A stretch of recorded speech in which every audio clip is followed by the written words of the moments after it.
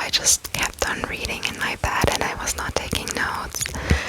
And then I was also meeting up with a lot of people before I got sick, and then there were also other things that happened, so I'm so sorry if this video is not going to be structured, but it's just going to be some, rambly thoughts. Maybe I read you some quotes, just going over the story in my head from what I can remember. I want to start with my overall rating. I gave the book 5 out of 5 stars. I loved this book. I love this book so much, so I'm kind of also really happy that I took my time with it. I also took my time annotating it, really enjoying the story, really living in the story. And today we will be talking. I left at chapter 18. I need to think what happened in chapter 18 so I can, catch up. Okay, yes, the end of chapter 18.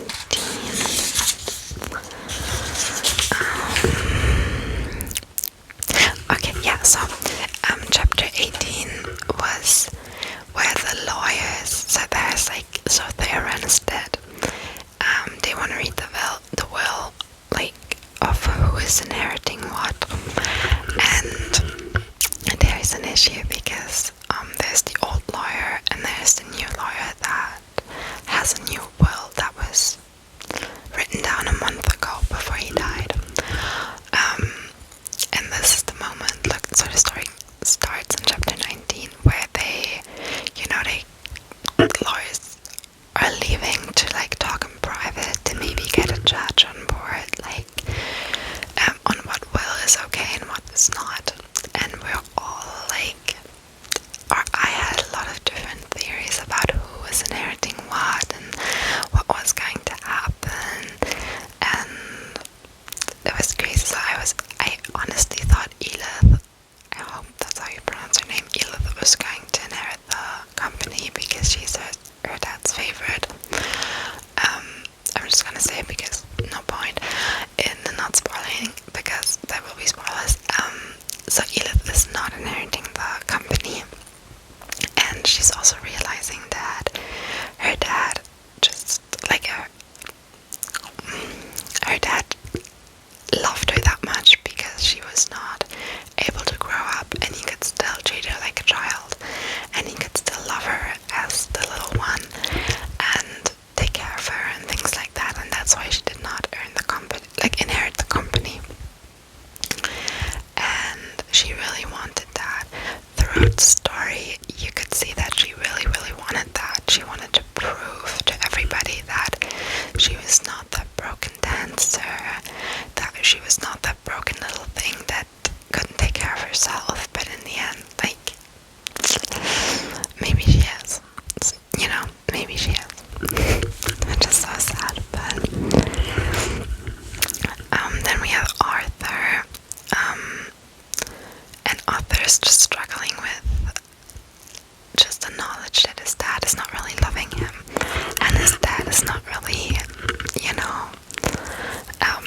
he's just disappointed from him because he wanted Arthur to be different. And there's also a quote at the end, at the funeral, that I really, really liked. I guess it's not his fault he wanted me to be different. Arthur said, I wanted him to be different too. And that really broke my heart, and because that's the reality, as a parent you always have ideas about who your child is going to turn into, or about what you want your kid to be. And as a kid you also have ideas and thoughts of how you want your parents to react and how you want your parents to treat you, and sometimes those expectations are not met, and that's the reality of life. So that's Arthur.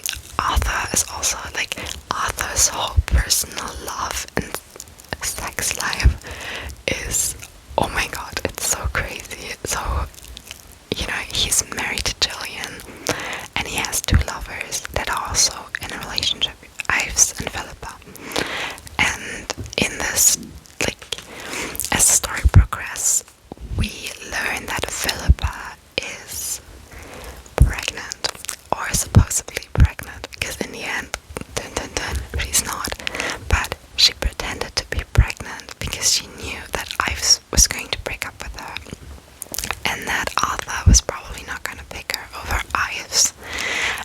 she needed something to glue Arthur to her, so she pretended that she was going to have a child. And Arthur, he is such a good guy. He really wants a kid, and he already thought, like, he already made up this expectation of a little daughter, Riot, in his mind. And he was like, oh my god, little Riot, and is she going to, you know, is she gonna be like Philippa? Is she gonna be like me? Is she gonna be like I was like, what's going on? And it broke my heart when we figured out, or when you as a reader, you know, figured out that Philippa is not pregnant. It crushed me so hard, because I really wanted him, like, I really wanted it to be true for Arthur, you know, because he really wanted it to be true as well. And then, like, the whole Jillian as a person, like his wife, her whole development, and like in the beginning she seemed very cold and very static, very like, oh, I just married him for the name and for the fame and for having something safe in my life. But the more the story progresses and the more that we also get an insight on her feelings and thoughts, you actually realize that she loves him, and she loves him very deeply, but she's not the most sexual person. And maybe she's asexual, maybe something happened in her past, I don't really know. Maybe I didn't really pay attention, but I mean, she's not the most sexual person, and that's okay. Like, everybody should do what they're comfortable with, even if they're fictional, you know. Everybody should do what they're comfortable with, but she believes that her love is not enough. But Arthur loves her as well, and in the end, they, before I spoil the end, Philippa dies. Oh my god, Philippa dies. She has an accident with a car and she dies. And honestly, fair. Karma.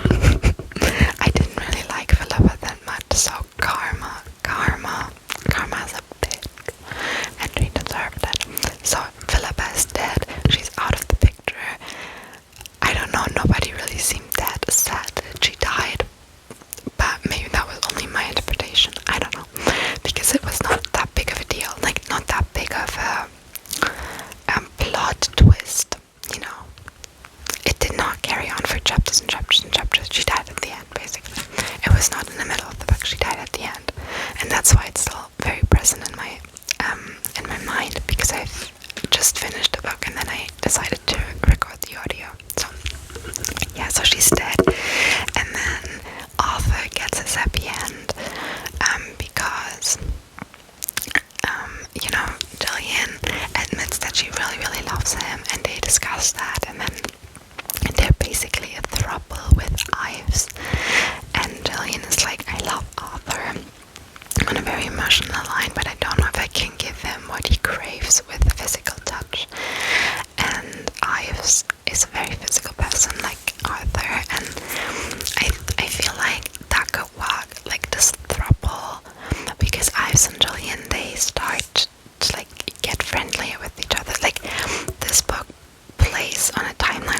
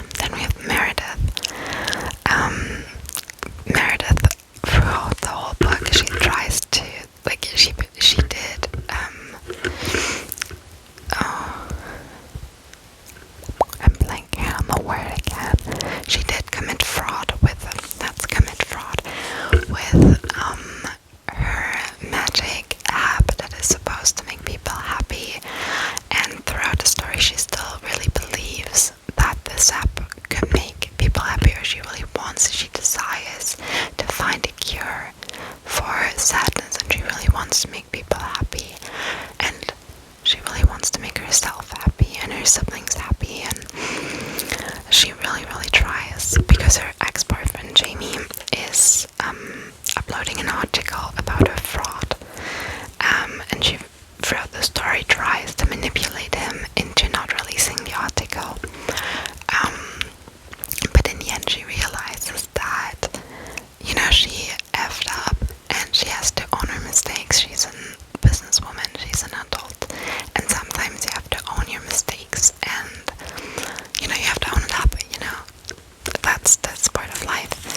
And in the beginning she's still together with another boy, like another man, Cass, and there's a point where she could marry him and be safe, and she chose not to do that. She's choosing not to get engaged with him, or to like end the engagement. It was not really that official, but you know, and to go, like, to get back together with Jamie. And their love, it is longing, it is messy, it is passionate, and it's so real, it is so raw, and I love how Olivie Blake talks about love.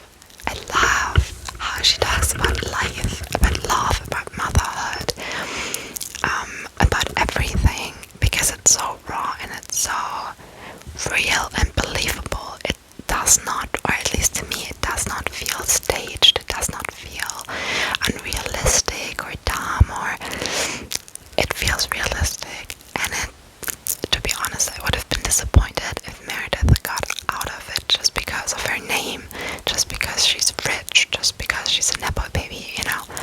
I would have been so angry if she, you know, because she was a bitch, you know, she was very hard as a bitch, and she deserves it, to like own up her mistakes and to get caught, like, you know.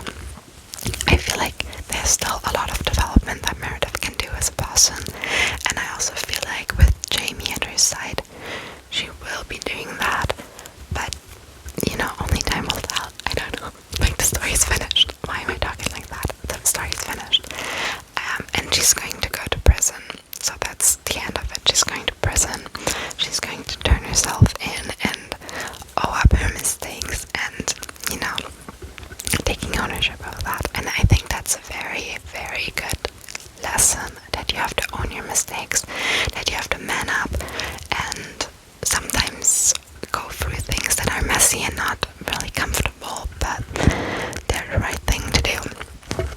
Yeah, so that is Meredith's story. And then we have Elif. Poor Elif. Poor Elif. Elif that just wanted to earn, like, to inherit something, to, you know, get a second dream, second career after a ballet thing did not work out.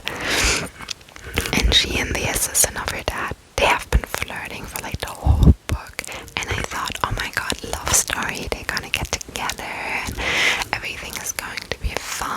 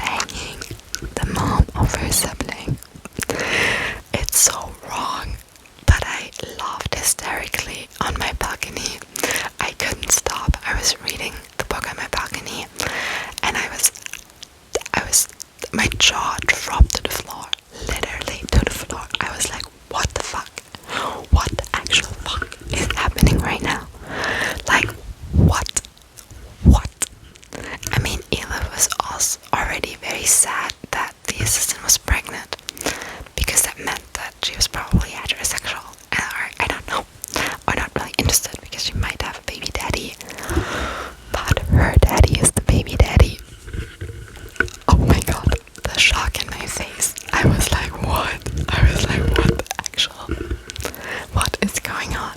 What is going on? So needless to say, they did not get together at the end because it's weird. But I kind of hope that maybe Edith will come around. Maybe she will accept that and be like, okay, I don't know. But how do you explain that to a kid? That, oh, this is your big sister, but it's also your stepmom, but it's also your mom's partner. Like, what? Yeah, I don't know. It's a little bit weird. And then there's a secret character. You have chapters in the book that are neither like Arthur or Ren or Elo's POV. They're a godlike POV. And then you have this mysterical Lou woman that is in Meredith and Arthur's past. Turns out the godlike POV is Lou, and we learn a lot about who Lou really is. She was Meredith's best friend from middle school. I think they met in middle or late elementary school. I'm not really familiar about the American school system, so I guess middle school. And they were really close friends, and then they went to high school together, and then something happened. I don't even know what. I think they just grew apart, and Meredith was a bitch and got Lou expelled from high school, and then, they fall apart. And Lou is also friends with Arthur and actually, hooked up with him like for one time. And Lou, she always wanted to be a Ren family member because she had a little bit of a hard upbringing. But that didn't happen. And then, we get to know her better as a woman that she turned out. That she now has a baby, that like a little toddler boy that she refers to as Monster. She always says, Monster, my little monster, my son is a monster, and I think that's very cute. And that's what I also really like about Olivie Blake. The whole topic of motherhood from Lou's perspective was also very raw and realistic. I'm not a mother myself. I have little kids in my family, but I never talked about the struggles of motherhood with the women that bear those children, or I never talked about that with my mom, like a little bit, but it was very raw and like honest description, so I really appreciated that. So in the end, Meredith is inheriting the company, Renfair Tech company, whatever, and she's giving it to Lou, so that Lou can, because the company's failing, their dad, I don't know why he did, but he calculated it wrong, or he did not have enough investors, and the company's failing basically, and that's why he left it to Meredith, out of spite, out of anger, I don't know, like that's what they all think. And Lou decides that she wants to take on that challenge and, try to make the company better, try to get the wagon out of the dirt or whatever. So yeah, I guess that's all I had to say about the book. I now really want to read you some of my favorite quotes, or just quotes that sat with me for a while. I'm gonna open up my book and look for them. Okay, wait, I think there's one.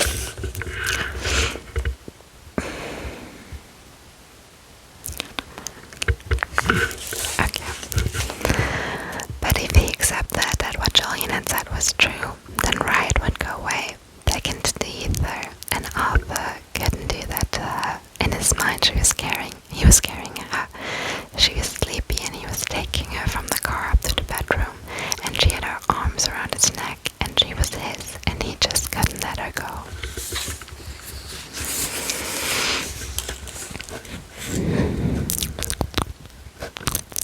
Okay, do it, or I'll keep yelling. I have cramps is fake, but he's also definitely a man. Why else would being a woman suck so hard? True sister, I feel you so much. No, it was nearly Jamie's answer. No, she doesn't make me happy. When I'm with her, I don't even know what happiness is or what it means. It seems too small and unimaginative an idea. I'm not sure happiness was ever even real. I mean, what is that? I was happy before her. Now I'm something else. Something sickly and weak and yet massive and esoteric. I am confounding and arcane. I'm consumed by something ancient and universal, and yet no one has ever felt that way I feel. I'm sick with it. I'm sick to death with it. I want to hold her forever. I want to crawl inside her heart and wear her skin. That's true love. That's just love.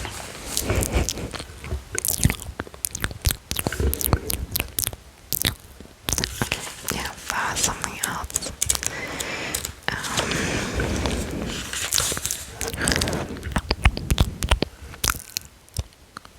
How did I escape with difficulty? How did I plan this moment with pleasure? With pleasure. Really like this quote. What do I have here?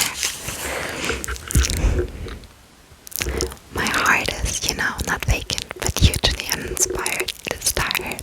The problem is that my heart is very tired and needs to rest. So this is, the way Olivie Blake writes. It is so good. I really love her writing style. I love how she chooses her words.